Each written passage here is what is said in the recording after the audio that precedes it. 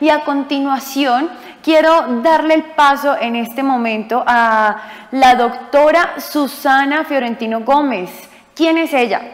Sé que muchos de ustedes saben de quién estoy hablando. Es la directora científica del programa GATT, es profesora también titular de la Facultad de Ciencia de la Pontificia Universidad Javeriana y directora del grupo de Inmunobiología y Biología Celular. Es directora también de Oncología Molecular. Así que es momento de conectarnos también con ella para que sea ella quien nos dé la introducción a nuestra siguiente conferencia magistral, que va a hablar de química medicinal y desarrollo de medicamentos con el doctor Luis Fernando Echeverry. Se viene una conferencia bastante interesante también, ya después de una jornada llena de información, conociendo justamente qué está pasando con todo este ecosistema de investigación científica. Entonces, te doy la palabra, bienvenida.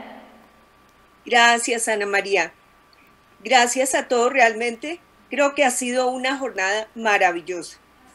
Y a esta jornada le vamos a dar cierre con un amigo muy querido que me ha acompañado en la construcción de esta plataforma de descubrimiento de medicamentos a partir de plantas, que nos acompaña desde la Universidad de Antioquia, que nos enriquece día a día con sus conocimientos, que es el doctor Luis Fernando Echeverry.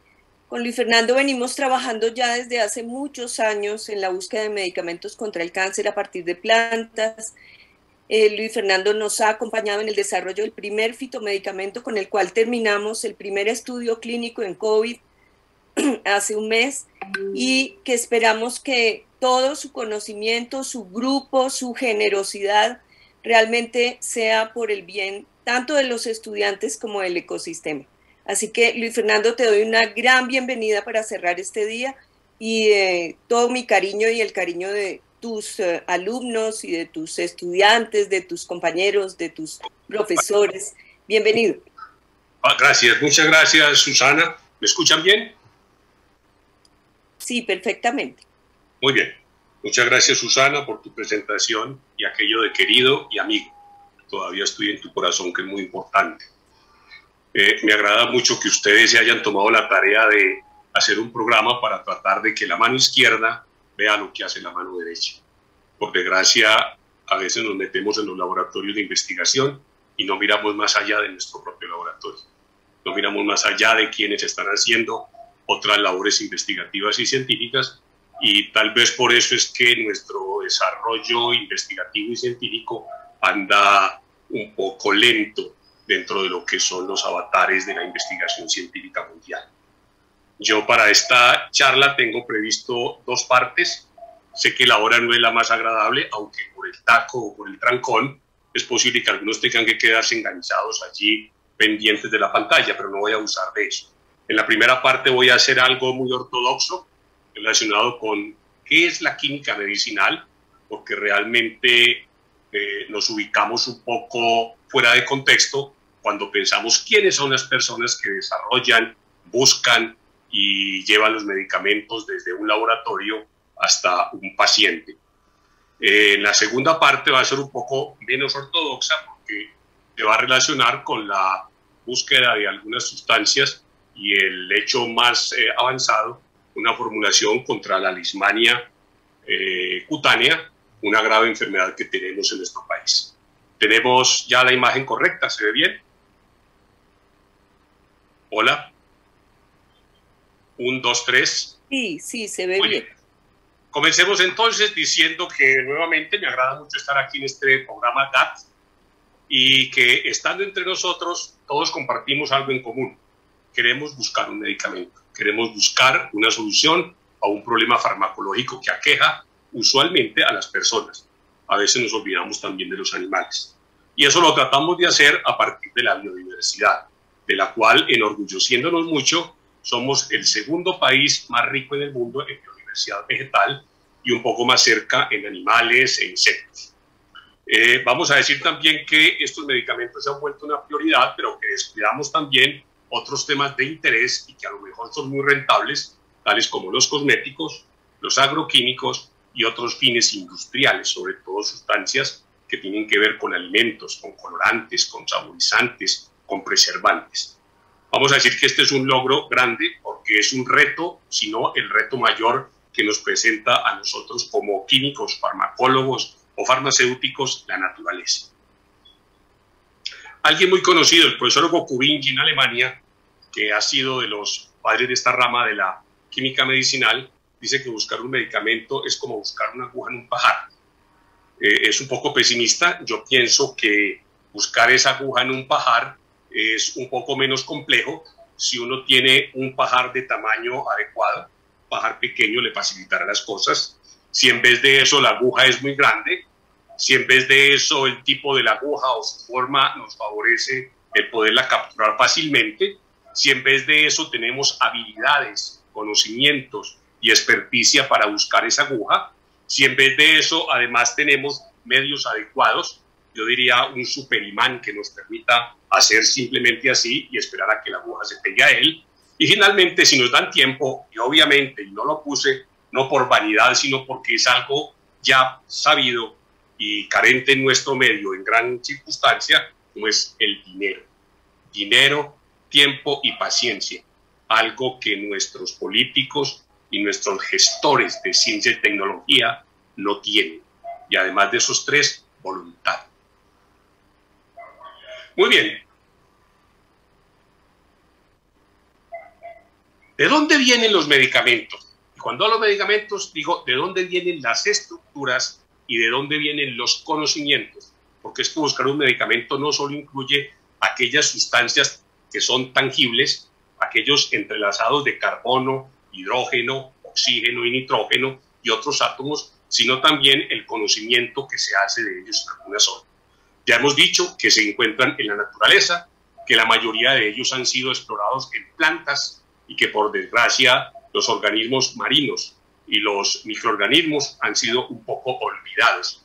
Hoy veremos que tendremos que volver a ellos porque para algunos las plantas ya están agotando su arsenal estructural adecuado para desarrollar nuevos medicamentos.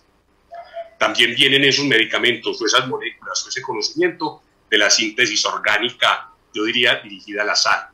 Es aquel riesgo que le daban a uno de que de cada 10.000 moléculas que se sintetizaban, solo una llegaba al mercado. Eso era en la época vieja, cuando no había tantos equipos ni había tanta infraestructura. Yo diría que hoy no hay que hacer 10.000, yo diría que hoy la química computacional incluso permite tener disponible 1.000.000, pero tener a su vez más de 1, 10 o 100 candidatas a medicamento. También podemos encontrar esas sustancias dentro de la química combinatoria, o sea, aquella rama que jugando al nuevo rico a tirar los dados hace que fácilmente se produzcan grandes cantidades de moléculas en tiempos infinitamente inferiores a lo que antes se invertía. Esa química combinatoria fue la que hizo que la industria farmoquímica olvidara los departamentos de productos naturales. Casi todos los grandes laboratorios, si no todos, cerraron los departamentos de productos naturales y abrieron unos de química combinatoria porque dijeron, bueno, es que un químico de productos naturales antes se demoraba 1 o 2 años para sacar 2 o 3 moléculas, yo ahora puedo sintetizar en un fin de semana 5, 10, 15, 20.000, 100.000 moléculas y me pongo a trabajar con ellas. Por suerte o desgracia, la misma naturaleza les pasó factura y esos mismos departamentos que supieron a los de productos naturales también tuvieron que ser desmontados porque resultaron ser ruinosamente escasos en moléculas generadas como posibles medicamentos. Y otra de las vías es la ingeniería metabólica, que es aquel tema de jugar a ser Dios, es tratar de modificar los cassettes génicos que dirigen la síntesis de enzimas involucradas en la biosíntesis de productos naturales secundarios, de metabolitos secundarios, y entonces al alterar esas secuencias vamos a obtener moléculas que la naturaleza nunca creó, que las estamos haciendo incluso a nuestra voluntad, con tamaños de anillos, números de anillos y sustituyentes casi que colocados a nuestro libre albedrío. También vienen esas moléculas y vienen esos conocimientos de la modelación molecular. Esto es aquellas bibliotecas virtuales que a algunos estudiantes de posgrado les encanta, sentarse en el computador 2 o 3 horas y de allí seleccionar 100, 200, 1.000 moléculas para tratar enseguida de hacer con ellas alguna interacción con una proteína y determinar si es posible a partir de esa interacción comenzar a desarrollar una nueva molécula o una molécula real, ya no virtual. Las tres últimas son un poco más accidentadas. Una de ellas es la de viejos medicamentos. La industria se sueña con que un medicamento antiguo tenga una nueva aplicación farmacológica. Y eso es muy favorable porque eso implica de que, como ya se conoce de ellos toda su farmacología y toda su toxicología, el proceso de desarrollo es infinitamente rápido y, claro, es infinitamente rentable. Y dentro de ese contexto también están las moléculas llamadas Me Too. Si este lo hace, yo también lo puedo hacer, yo también. Allí está la serie de las estatinas, en las cuales el núcleo central, la parte que interactúa con el receptor, o sea, el farmacóforo permanece intacto, pero las demás zonas, las auxóforas, esas se modifican para manipular la biodisponibilidad, para manipular la estabilidad, para manipular el mismo metabolismo. Entonces, allí no hay ningún aporte nuevo porque el mecanismo de acción y el farmacóforo es igual. Son moléculas que son muy rentables a su vez para la industria farmacéutica. Y otro hecho un poco desconocido es que los medicamentos también vienen de los consultorios, vienen de aquellas reacciones secundarias que le dan a las personas. Tomaba una pastilla para el dolor de cabeza y le bajó la presión, por ejemplo. Y ese hecho de bajar la presión puede dar lugar ahora a que se desarrolle un antihipertensivo. O el caso más conocido, también entre ellos el de Viagra, ¿no? Que trató de ser diseñado como un antihipertensivo y se dio cuenta que no bajaba la presión, sino que subía otra cosa. Pero además de eso, aún como químico, a uno le molesta un poco el que el azar intervenga en este proceso rico de generar nuevas moléculas. El azar se dice que es el responsable de hasta el 40% de los descubrimientos en ciencia y química. Y ese azar no es un pecado. Algunos dicen que el azar o la serendipia solamente se le aparecen a aquellos que están preparados para eso. Esto es como dicen algunos, ¿qué se necesita para ganarse la lotería? Lo primero que hay que hacer es comprar la lotería. El azar es exactamente eso. Aquella persona que sabe interpretar un resultado anómalo en el laboratorio es aquella persona a la cual el azar le ha rendido sus buenos frutos. El proceso de desarrollo de un medicamento, todos lo conocemos, es un proceso extremadamente largo, extremadamente costoso, es lo que llaman algunos un camino culebrero, un camino que va desde tener una idea, observar un fenómeno, o bien buscar algo premeditadamente, hasta tener acá un medicamento afuera. Y en este proceso es cuando hay retroalimentaciones continuas y sucesivas. Se tiene una molécula, se analiza su estabilidad, se analiza su efecto en un modelo animal in vitro o en vivo. Allí tenemos problemas o podemos tener problemas de seguridad, podemos tener problemas de toxicología, podemos tener problemas de estabilidad y entonces la molécula tiene que volver nuevamente a sus orígenes para ser modificada y superar ese inconveniente. Posteriormente ingresa a las fases clínicas en la cual nuevamente el metabolismo humano o la capacidad de absorción o incluso el mismo tipo de enfermedad o el mismo tipo de persona puede dar lugar a que el medicamento no tenga ninguna actividad. Esto es una apuesta muy grande y con esa apuesta es que juega la industria farmacéutica, con esta apuesta es que dicen ellos que tienen o ponen encima $3.000 millones casi y que entonces tienen que sacar el máximo partido de ello. Es un camino, muy repito, muy peligroso en el cual en cualquier parte de ellos se puede caer el desarrollo del medicamento. Algunas veces puede llegar por aquí hasta la fase clínica 3 o a la fase clínica 2, donde ya se ha invertido una gran cantidad de dinero, de tiempo y de recursos. También conocemos todas estas fases, las fases de descubrimiento, de ensayo, de aprobación y comercialización y los tiempos de duración. Y me interesa sobre todo traerlo a colación acá, porque en la primera fase, que es los ensayos preclínicos, es donde usualmente nosotros nos quedamos. Estamos en el laboratorio, analizamos una planta, analizamos un extracto, aislamos un flavonoide, una quinona, lo enfrentamos contra Escherichia coli, lo enfrentamos contra Plasmodium falciparum, lo enfrentamos en un sistema de hipertensión o en aorta de rata y nos da un buen resultado. Y uno dice, ¿y después qué? ¿Cómo damos el salto de aquí hasta aquí? ¿Con cuánto damos el salto de aquí hasta aquí?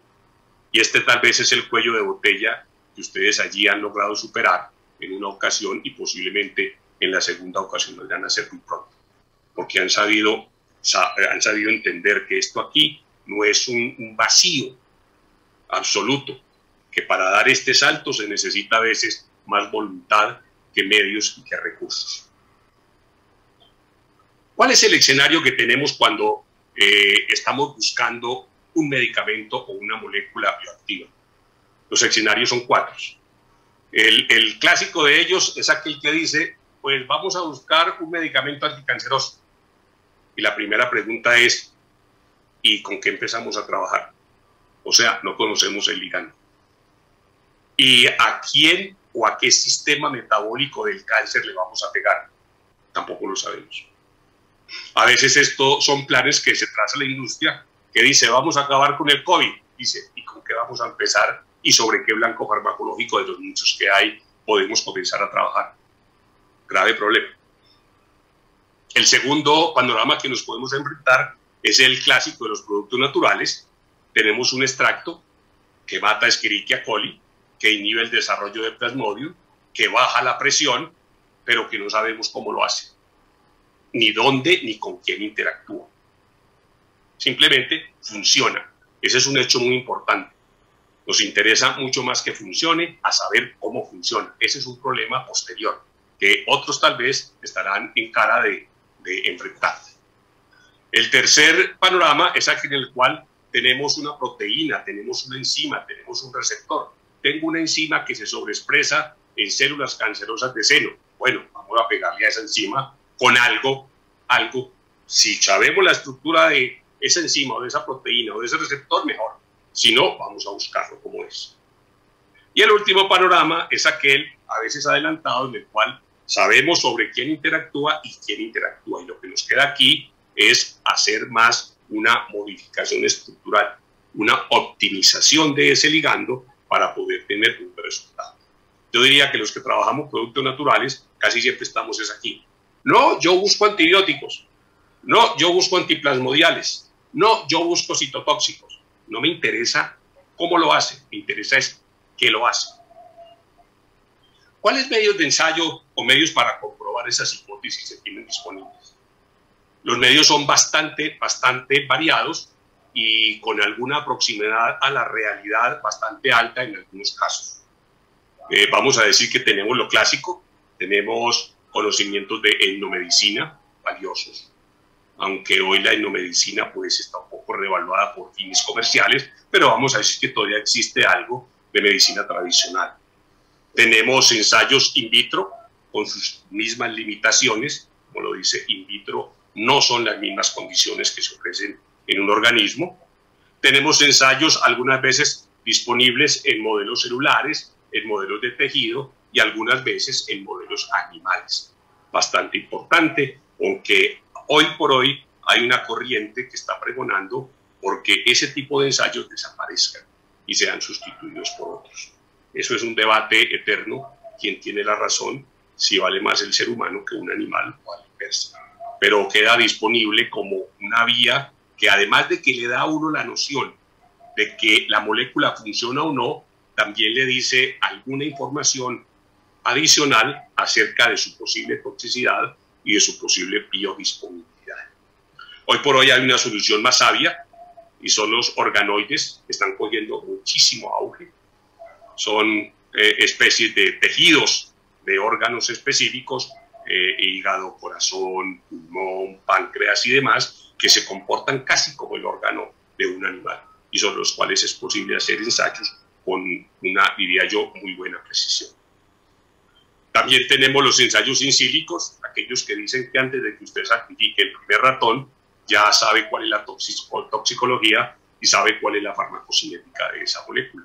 Estos ensayos in sílico, algunos piensan también que han sido sobrevalorados, que hemos puesto demasiadas expectativas en ellos y que realmente no son muchos los resultados rentables que se han sacado de allí. Pero es como todo, alguien elegirá si sacar un medicamento contra el cáncer no es rentable o si es rentable para mí. Gusto personal, sí es muy rentable uno, así sea medio medicamento, sigue siendo rentable. No obstante, allí tenemos severas limitaciones porque muchas veces la vida real no concuerda con la vida en sílico. Alguien se gasta 1 año, 2 años modelando una molécula y cuando termina de modelarla y le sabe de ella toda su farmacología y su toxicología, se aparece donde el químico orgánico y le dice, yo quiero que me sintetice eso. Y cuando el químico orgánico ve eso, dice, no lo puedo hacer. Es que hay enlaces que son demasiado largos, es que hay impedimentos estéricos, es que hay grupos extremadamente reactivos. Por eso no siempre lo que se hace en sílico es posible o factible de ser llevado a la vida real. Y finalmente, para mí, hay una información muy buena, y es lo que llamo ahora, así como llamé a estos in vitro, in vivo, la llamo IMPRES. Y es la información que está disponible en muchas bases bibliográficas. Semanalmente, cada una de estas revistas, mensualmente, publica 10, 20, 30 artículos, muchos de productos naturales, con buena actividad, a veces con síntesis y a veces incluso con ensayos in vivo. Pero esos resultados se quedan ahí, en esa revista. Muy bien, ¿cuál es la herramienta que tenemos para desarrollar un medicamento desde el punto de vista químico? Pues la química medicinal. Antiguamente nosotros creíamos que los medicamentos los desarrollaban los médicos. Ellos se encerraban en un consultorio con un paciente y después salían con una redoma, si la palabra todavía se usa, humeante, y ya con eso curaban a los pacientes. Antes de él estuvo el boticario, el farmacéutico o el farmacista, y después de eso consideramos que eran los farmacólogos los que estaban llamados a desarrollar los medicamentos.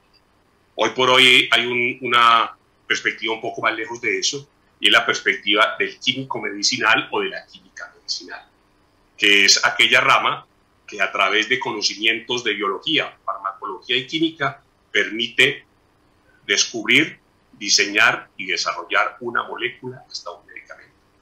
O sea, es un químico que sabe mucha farmacología, o es un farmacólogo que sabe mucha química, o es un farmacéutico que sabe mucha farmacología y también mucha química orgánica.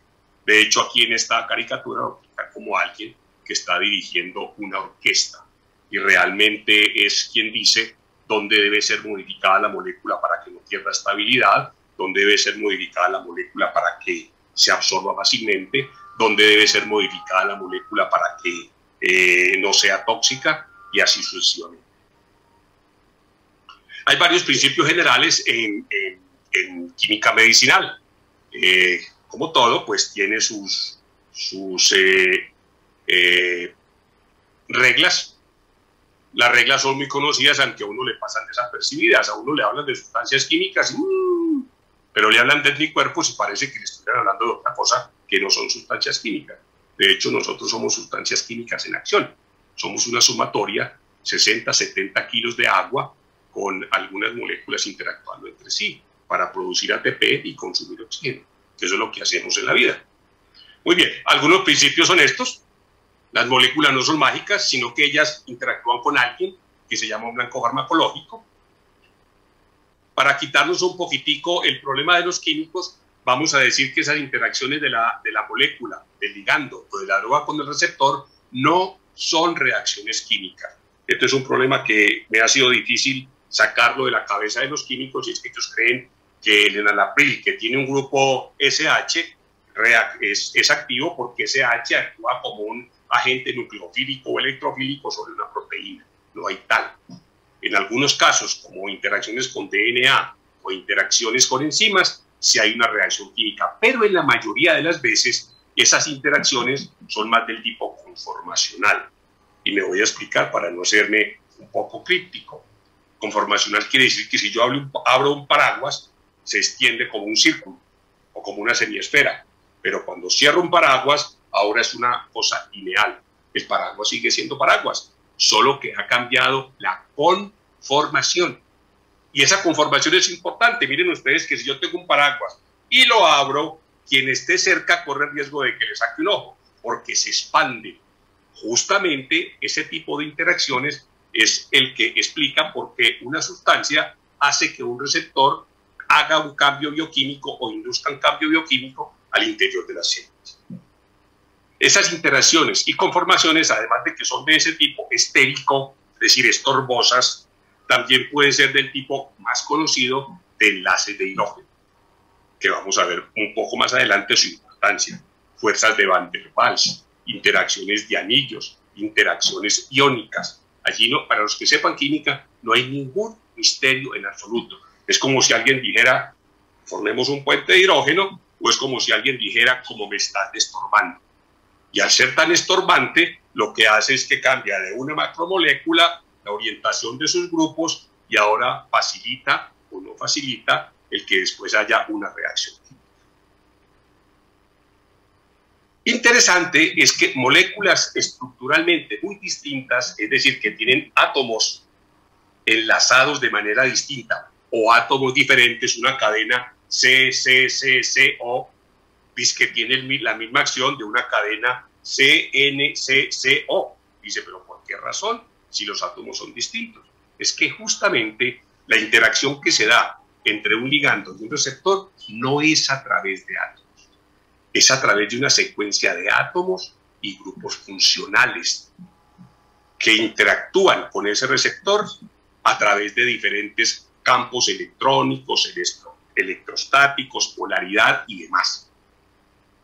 Un átomo de nitrógeno puede ser, desde ese punto de vista, equivalente a un átomo de oxígeno. De allí es donde viene uno de los términos interesantes de la química medicinal, que son los isósteros. ¿Cómo puedo reemplazar un grupo por otro sin que se me modifique o sin que disminuya la actividad?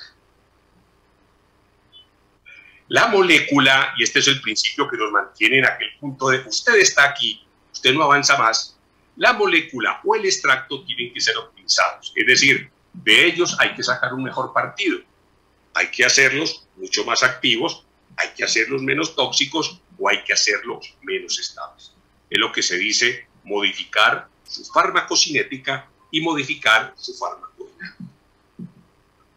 Un principio que ha sido muy violado y al que todos acuden es el de Lipinski. Todo el mundo le dice a uno, es que mi molécula cumple Lipinski, es que esa molécula se pasa a Lipinski, es que es una molécula super Lipinski.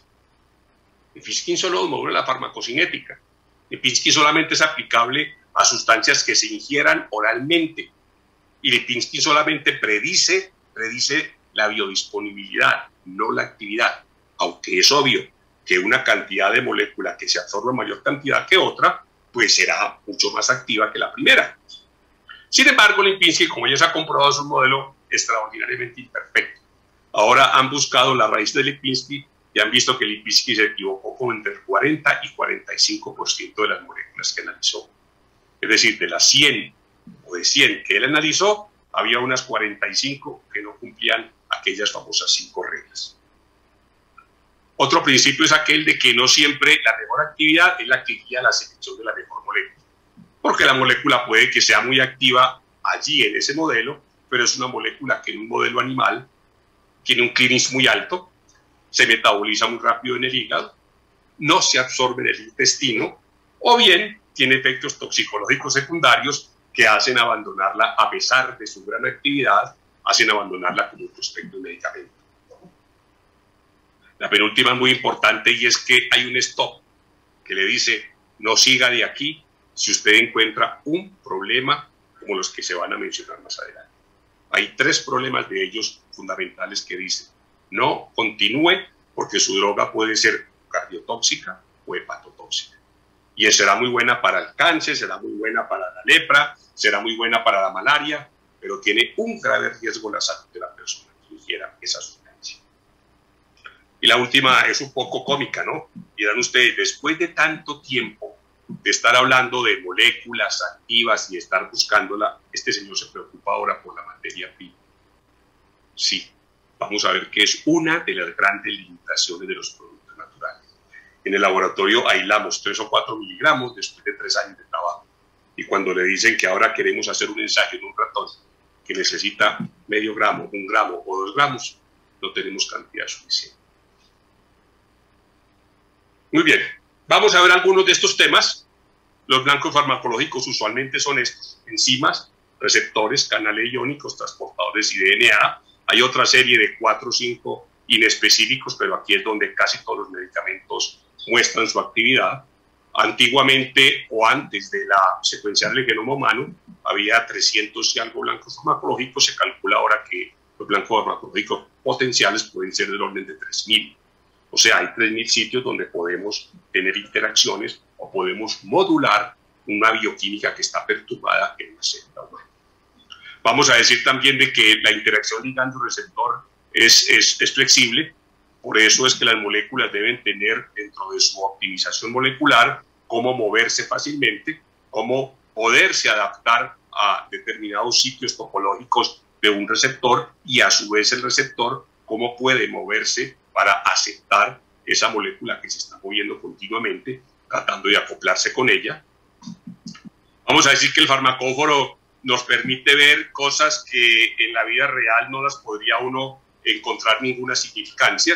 Este es el caso, por ejemplo, del farmacóforo común que existe entre los taxanos, el Taxol, el Plaquitaxel, un anticanceroso, con esta epotilona. Si uno es un químico orgánico que no puede ser muy experimentado para ver esta semejanza o esta mejor diferencia, notará que ambos compuestos son extremadamente distintos. Extremadamente distintos. Aquí tengo una macrolactona, aquí no tengo macrolactona. Y resulta que estos dos compuestos, que son anticancerosos de uso comercial, tienen algunos sitios dentro de esas moléculas comunes que interactúan con el receptor. Ellos se pegan a la tubulina irreversiblemente. Y miren que haya separación, que haya división celular. Y ya se ha establecido cuáles y dónde son esos sitios. Por eso lo que les decía al comienzo, no son los átomos los que marcan la interacción con el receptor, son los farmacóforos, aquellas zonas de la molécula que interactúan con el receptor y que incluyen más de un átomo y más de un grupo funcional. De Lipinski, digamos que la regla de los 5 ya está hace rato obsoleta. Ha salido la regla de los 3, de los 3,5, de los 3.75, de los 10, la regla de Weber, la regla de Chu, la regla de Wenlock. Total, cada uno trata de acomodar lo que observa a cualquiera de estos parámetros. Lipinski antes mencionó que los parámetros importantes eran peso molecular, lipofilicidad, capacidad de donar o de recibir enlaces de hidrógeno. Y por aquí ya le han metido mucho más. Le han metido área polar superficial, le han metido además de eso el número de enlaces que puede tener del tipo sp3, también le han metido el número de anillos aromáticos que puede contener, también le han metido el número de enlaces rotables. Entonces cada uno va sacando su propio Lipinski. Y vuelvo y repito, Lipinski no predice actividad, predice biodisponibilidad. Interesante también es que muchas de estas interacciones que se dan entre ligante y receptor se establecen a partir del secreto de la vida que llamo yo el enlace de hidrógeno. Somos lo que somos. Y como somos, gracias a estos enlaces de hidrógeno sencillos. 2 enlaces de hidrógeno acá y 3 enlaces de hidrógeno acá. De hecho, el COVID-19 aprovecha 2 de esos eventos. Se pega, la espiga se pega al receptor AC2 gracias a 3 puentes de hidrógeno y a una interacción pi-pi de 2 anillos aromáticos. Esta circunstancia química tan elemental nos ha llevado a la pandemia. Esa circunstancia química tan elemental es causante de 5, 6, 7 millones de muertes. Interacciones de puentes de hidrógeno e interacciones entre ellos. Digamos también que las moléculas tienen que ser optimizadas. Optimizadas quiere decir cambiadas en su estructura. Y cambiadas en su estructura por muchas circunstancias. Porque hay que mejorar la actividad. Es posible que el rango que tengo de actividad sea bajo o medio y trato de llegar al 100% de ello. Es posible que trate de hacer la molécula más selectiva, es decir, que tenga menos efectos secundarios. Es posible que esa transformación haga a la molécula más estable, lo cual hace ganar actividad. Es posible también que esa transformación reduzca o disminuya o haga desaparecer algunos hechos toxicológicos de la molécula. Es posible que esa transformación química o biológica pueda llevar a que la molécula sea más fácil de producir y a su vez que el costo de producción sea más bajo. En el caso de los extractos, usualmente su optimización es someternos a 2 tratamientos un poco drásticos, uno de ellos. El primero es someterlo a transformación con 1 o 2 microorganismos conocidos. Se coge el extracto, se mide la actividad, se toma el extracto, se pone en contacto con algún microorganismo, se extrae nuevamente y se mide si la actividad ha ganado o ha perdido. Allí pueden ser un problema muy grave porque tengo muchísimas transformaciones en cada una de las moléculas que existen. Y la otra es tomar el extracto y someterlo a pirólisis o a oxidación con ozono, calentamiento o a ozonolización, para ver si ha ocurrido alguna transformación que dé lugar a que haya una buena actividad. Vuelvo y repito, aquí no me importa qué molécula es la responsable de eso, ni con quién interactúa, sino que me interesa la actividad biológica que me va a reportar. Y en el caso de moléculas puras, la optimización se sucede a través de reacciones masivas de reducciones por de sodio, oxidaciones con cloratos, ya no se usan los cromatos ni los permanganatos, sino oxidaciones un poco más drásticas, pero más selectivas, también reacciones de hidrogenación y otra serie y suerte de reacciones químicas que permiten que una molécula muestre grupos funcionales que antes. Algunos ejemplos de esa optimización son estos. La artemisina fue la droga descubierta por la Premio Nobel del 2015 como una droga antimalárica. Sin embargo, cuando pasó de la fase animal o de la fase de in vitro a la fase clínica, mostró poca actividad porque tenía una baja biodisponibilidad. Esta molécula no se absorbe en el intestino. Y los químicos tuvieron que transformar la molécula en varios puntos hasta que lograron transformar uno de ellos para obtener una molécula que oralmente tiene una altísima biodisponibilidad, es decir, se absorbe muy bien en el intestino. Estos son hacen parte de la saga de la podofilotoxina, descubierta por allá en los años comienzos de los 60, en un programa americano que hubo de búsqueda de citotóxicos. Tuvo dos problemas. Uno es que se absorbía muy mal y que era extremadamente tóxico. Y después de 30 años la industria farmacéutica aprendió a que podía derivatizarla en un punto para que se absorbiera en el intestino y transformarla en otro punto para reducir su toxicología. Y hoy sigue, para ser más selectivos en algunos tipos de cáncer, sigue rindiendo moléculas con transformaciones en otros puntos diferentes a los anteriores. Por esta razón es que hay que optimizar la molécula. También sepamos nosotros que una droga, ya hay parámetros que le dicen los requisitos que debe tener para que usted comience medio a soñar, es como una especie de Lipinski, medio a soñar si su molécula será activa o no.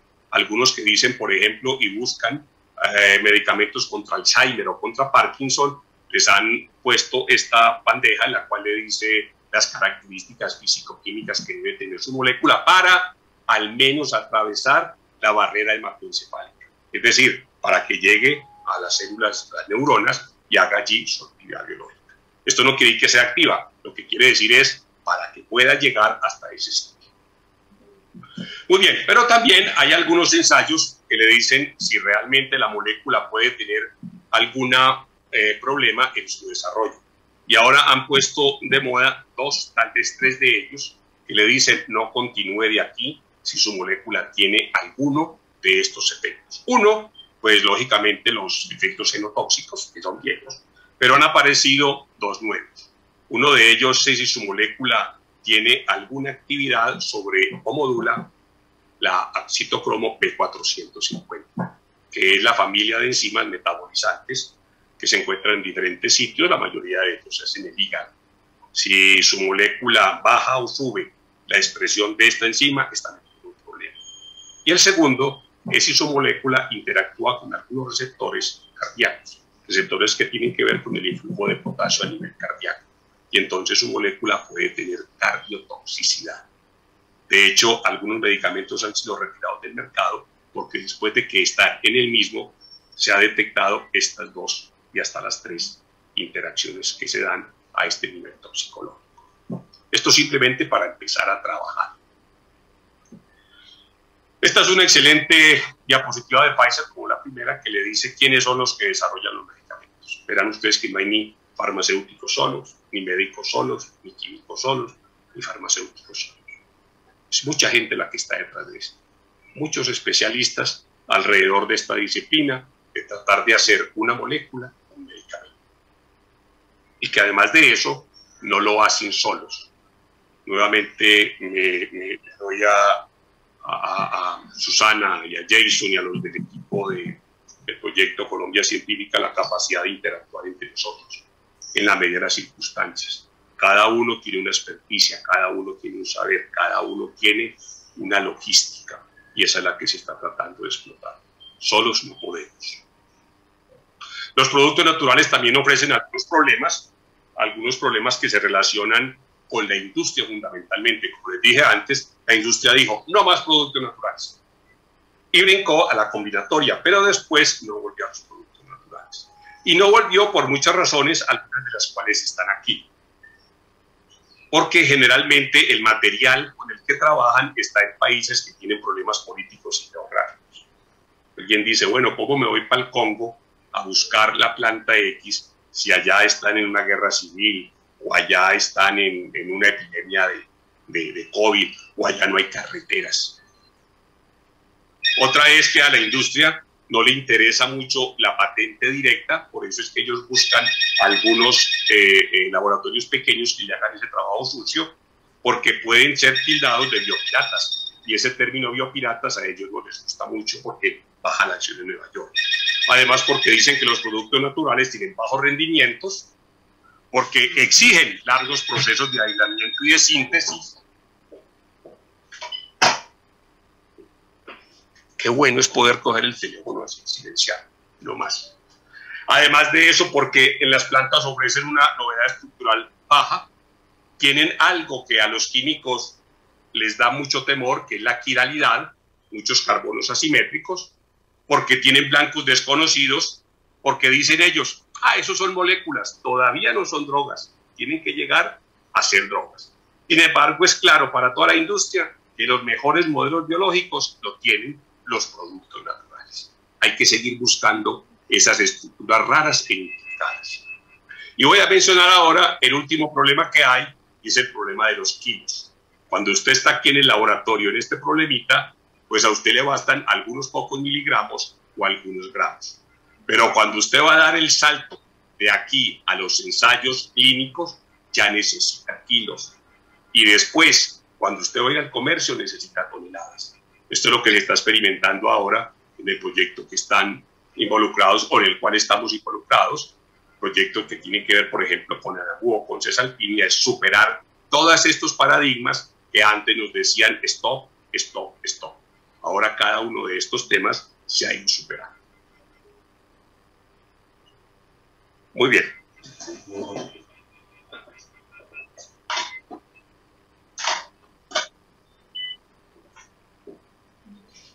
Pasa en las mejores familias. Para terminar, ahora verán qué tanta ortodoxia que di se queda corta ante la necesidad que tenías. La segunda parte va a ser más breve, se relaciona con la búsqueda de una formulación contra una terrible enfermedad que se llama la leishmaniasis cutánea. Está aquí. Una enfermedad que no solamente afecta a la persona, sino que afecta a su contexto social.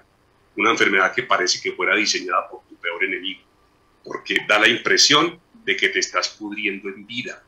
Y por eso las personas que tienen esta enfermedad se aíslan, se salen de la sociedad, se sienten discriminadas y de hecho se discriminan.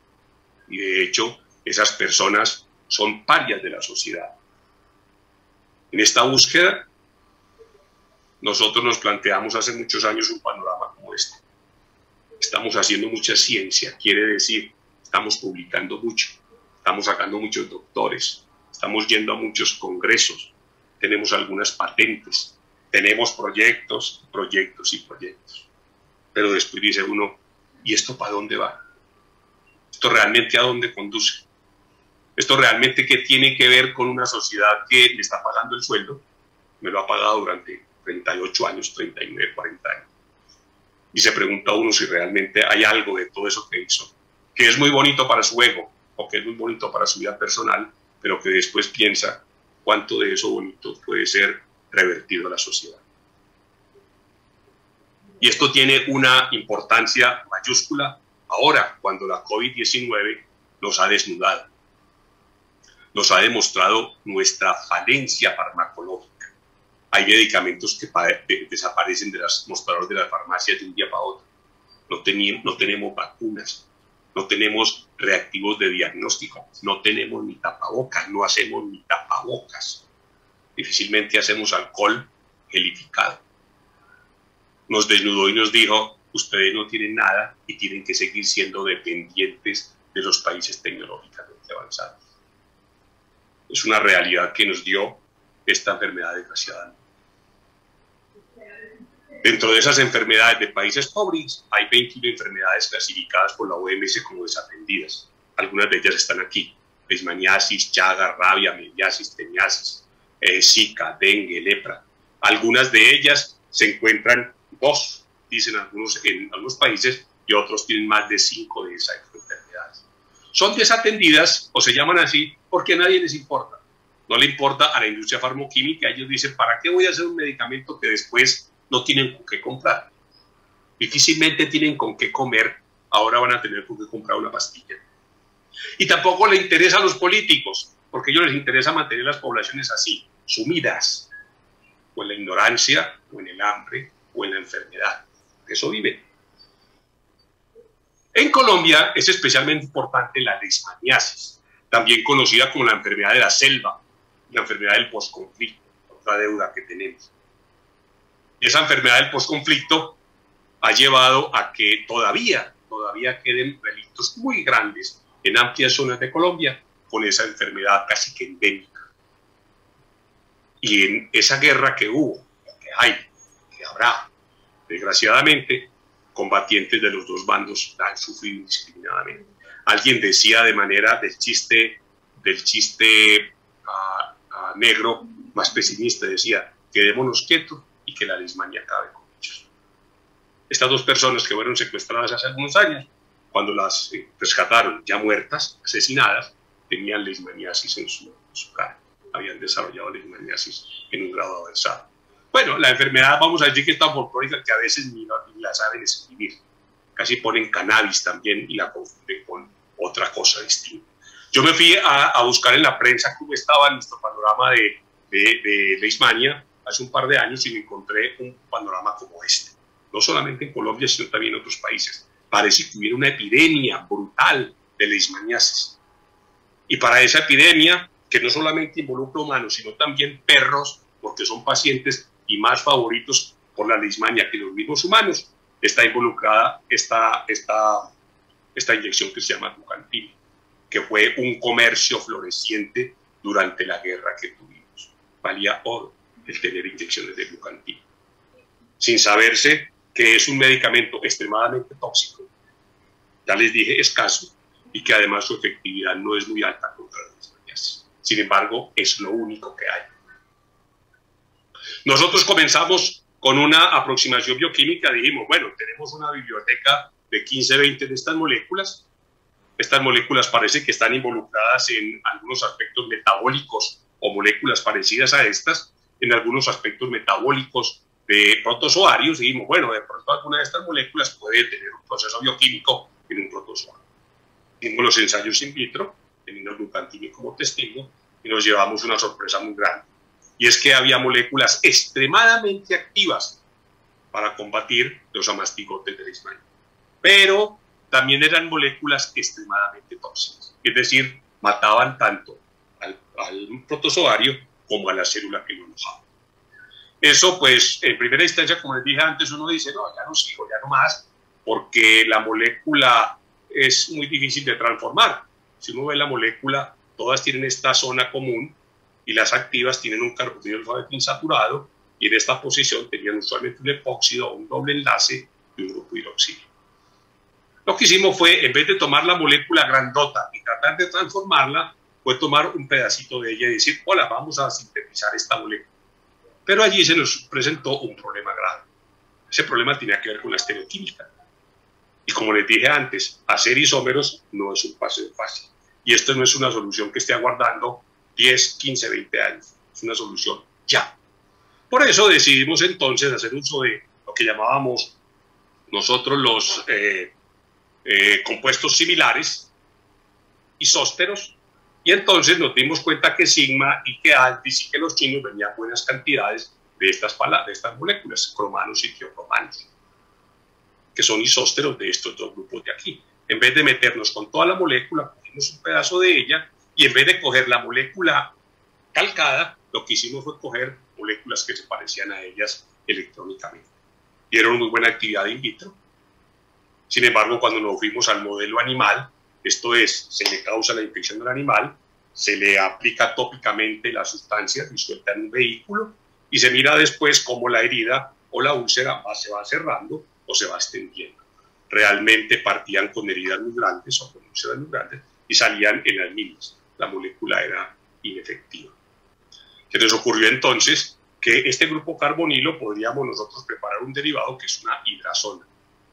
Esta hidrazona, en algunos protozoarios del tipo de Trypanosoma y del tipo Plasmodium, tiene la característica de que inhiben algunas proteasas.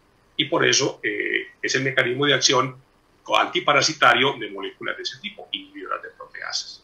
Pues preparamos los derivados y encontramos que había una actividad inferior a la anterior in vitro, pero cuando las ensayamos en el modelo animal, comenzamos a ver todo totalmente distinto. Comenzamos a ver curación. Es decir, la molécula en los ensayos in vitro en activo tenía que ir al modelo vivo, a un proceso bioquímico que estaba en marcha, el cual detenía y el cual era parte de la responsabilidad de ser inhibido por esta molécula. Esto fue una aventura muy grande porque uno comienza a ver aquí y a preguntarse a qué concentración lo aplico, en qué forma lo aplico. La OMS dice que para la leishmaniasis cutánea lo mejor son formas tópicas, no formas ni inyectadas ni formas orales, porque tienen problemas de biodisponibilidad. Tiene que ser algo localizado. Si la infección está aquí o la enfermedad está aquí, allí es donde debo combatirlo.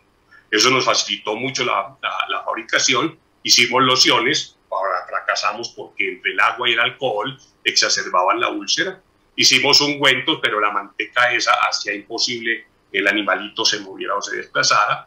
Encontramos una cremita que funcionaba bien. Después el problema era qué concentración le aplicamos de esta molécula, al 1, al 2, al 4, al 10.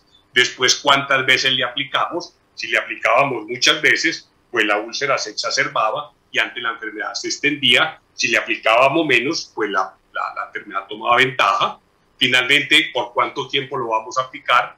¿Por un mes, por 2 meses, por 8 días, por 15 días? Estos son problemas logísticos y de la vida real a lo que se enfrenta cuando tiene que desarrollarlo y llevarlo a una formulación efectiva. Digamos que aquí funcionó muy bien esta molécula, pero ahora se nos ocurrió optimizar aún más la molécula, hacer una tercera optimización. Y fue, bueno, si es en la piel, ahora démosle un agente que nos permita que esa molécula penetre más, ya no sea superficial, sino que vaya más allá del tegumento de la epidermis. Y nos acordamos que un estudiante había hecho su tesis de doctorado con estas apogeninas de la Sapindus aponaria, que en Antioquia llamamos chumbino. Él hizo su tesis de doctorado en la actividad antitrypanosoma y antileishmania de extractos de esta planta. Separó cada uno de los componentes, que tiene como 6 o 7 de estos terpenos, y llegó a la triste conclusión de que aislar un extracto y ensayarlo era exactamente igual a aislar un solo compuesto. Es decir, un solo compuesto tiene la misma actividad que un extracto. Es obvio que tener un extracto es mucho más barato y más fácil que hacer que tener que purificar una sola molécula. Entonces conjugamos ambos hechos, una buena molécula in vivo con un buen agente penetrante que ya per se tenía actividad en leishmania, actividad que fue corroborada posteriormente, aplicando en forma de crema al 4%, se vio que había una curación total de la úlcera causada por la leishmania, puede ser brasilensis o panamensis. Había hechos, aquí entraba la herida de este tamaño, y miren ustedes, después a los 30 días ya el tamaño se había reducido, es decir, se había cerrado la herida. Era una curación relativamente rápida. Teníamos también casos de fracasos, como había dentro de la población de los ratones que ensayaban. Juntamos las dos y ahora encontramos la molécula activa versus el, entre comillas, surfactante, y encontramos actividad, pero muy, muy buena, encontrando resultados a los 7 o 15 días después de haber dado tratamiento, con curaciones totales en heridas bastante grandes.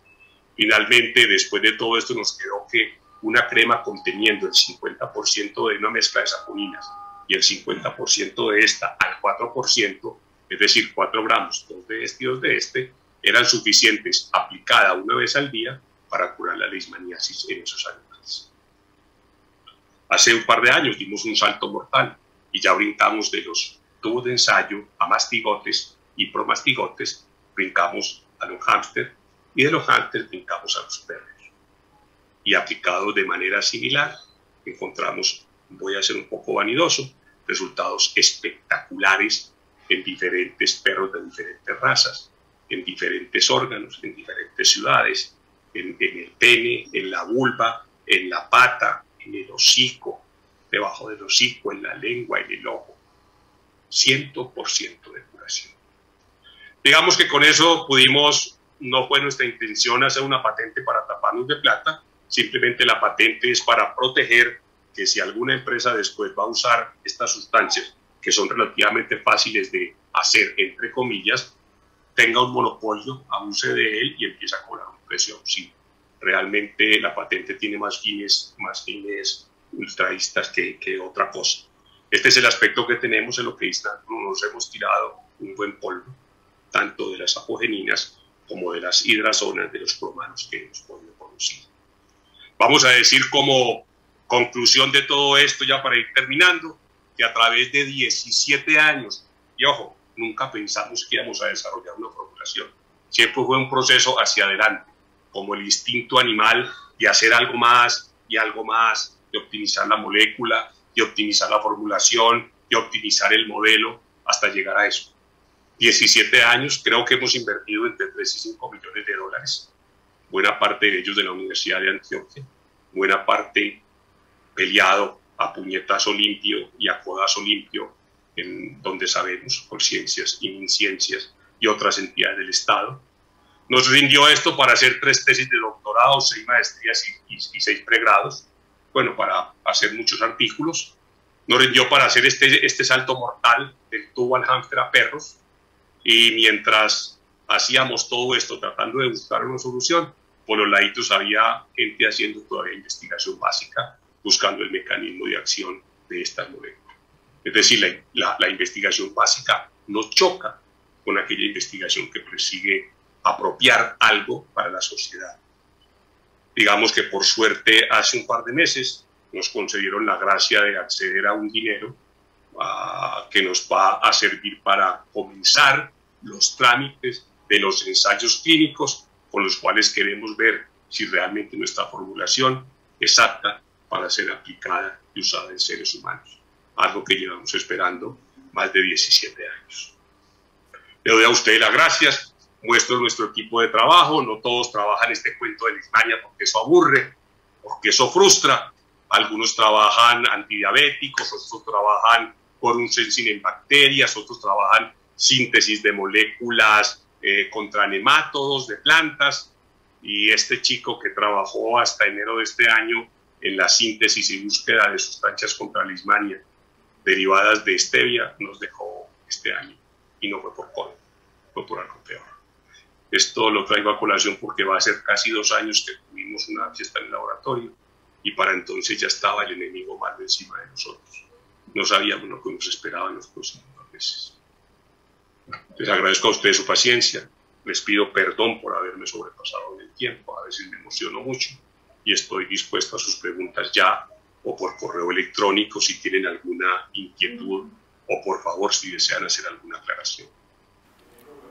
No, doctor, ni más faltaba, al contrario, tiempo es el que falta para realmente aprovechar de toda su expertise, de toda la información, de todo su conocimiento. Lástima que realmente sea tan corto porque yo sé que todos estaban conectados con cada detalle que usted estaba brindando, así que muchas gracias por estar conectado, muchas gracias por compartir toda esa información. Finalmente, eso es lo que hace que el día de hoy estemos aquí reunidos en este ecosistema de investigación científica que a lo largo de casi 15 años ha venido trabajando trabajando en investigaciones y que el día de hoy puede mostrar grandes resultados para la generación de estas nuevas alternativas terapéuticas para pacientes con cáncer a través de un trabajo en equipo, de un trabajo colaborativo translacional. Así que a seguir trabajando, como usted lo mencionó hace un rato también, con productos naturales y a seguir investigando cada uno de los procesos que el día de hoy tuvimos la oportunidad de mencionar. Muchas gracias,